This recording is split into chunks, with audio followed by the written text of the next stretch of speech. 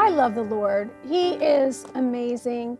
And I really love that when he set up the fivefold ministries, he did not specify whether they were male or female. And I'm so blessed to be living in this time in history where so many people are going, hey, I think we might have gotten this wrong. And they're embracing women in the forefront, bringing the word, bringing heaven, bringing the heart of God. I am sitting with one such woman, and her name is Apostle or prophetess or author or pastor or whatever the Lord has her doing at that moment, Nelia Crane. Thank you so much for being here. Thank you so much for having me. Well, it's a pleasure. Well, I'm so honored. I was at a service with you a few months ago, and I had been there the previous week, and Pastor Cindy had said, you've got to come back for my friend. And the Holy Spirit, something leaped in me. So I knew I was supposed to be back, and you came and you just ministered the word. And I just want the viewers to know you got up, and as when you have a message from the Lord, you opened the word and you gave some scriptures, and I was taking copious notes. And then all of a sudden you said, that's it. Now I'm going to bring you into this beautiful vision the Lord gave me, and I'm going to invite you to come in.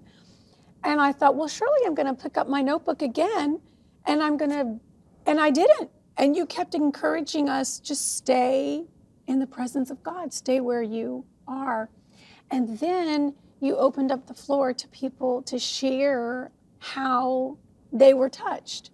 And then, of course, you ministered the prophetic word, which I'm sure you do every time. But it was just such a pure, fresh, different, glorious style of ministry. And I just appreciate your sensitivity. Oh, thank you so much. You know, today, people are aware that they're surrounded by some kind of spirit. Yeah. You know, whether it's the Holy Spirit, or they're becoming more and more aware that we are spiritual beings. Yes. And that we have a connection.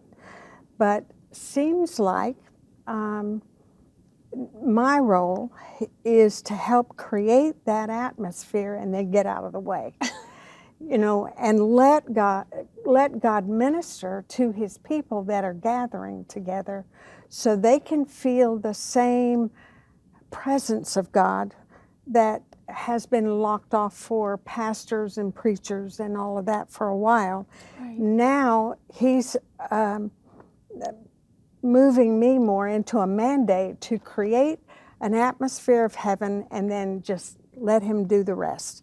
So people can know how to get there. Yeah. When they leave the church service, they will have had that experience as well. Well, you just put words to what I felt and experienced that day. You did create a beautiful atmosphere. And then you let Jesus and the Holy Spirit meet everyone in their own way.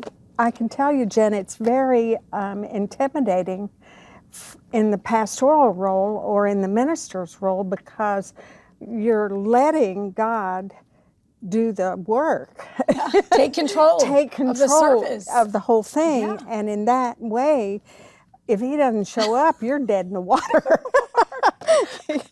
Thank God he wants to show up. That's right. But he also wants to be invited. Yes, he does. Yes. And you create this God-honoring atmosphere, and you invite him. Mm-hmm. It's very simple, but it's profound. It is. It is. In writing this book, I wasn't prepared to write this. I wasn't intending to write a book. All I wanted to do was to hear from God, because I was desperate. Yeah. And I had my first pastoralship given, and I didn't know how to pastor.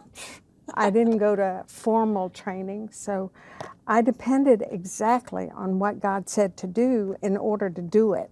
Yeah. I was cross-culturing at the moment. I was outside of every comfort zone I had. Isn't that what he does? Yes. Thanks, God. We trust you. Yes.